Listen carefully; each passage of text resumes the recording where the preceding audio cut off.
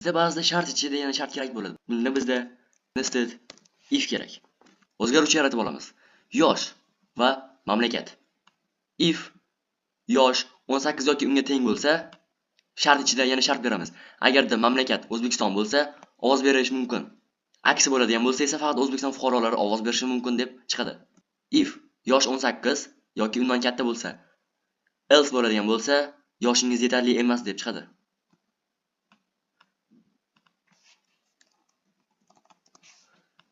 Keling buni run qilib ko'ramiz. Yoshingizni kiriting. 18. Davlatni yozing. AQSh desak, faqat O'zbekiston fuqarolari ovoz berishi mumkin. Teskarisini qiladigan bo'lsak, yoshingizni kiriting. 17. Davlatni kiriting. O'zB.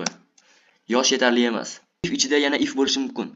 Eng muhimi joylashuv, ya'ni identatsiya to'g'ri bo'lishi kerak. Aks holda xatolik chiqadi. Agar ifdan tashqarida yozadigan bo'lsangiz, xato deydi. Birinchi ifni ichida yozishimiz kerak. Sababi shart ichidagi shart bo'lganligi uchun.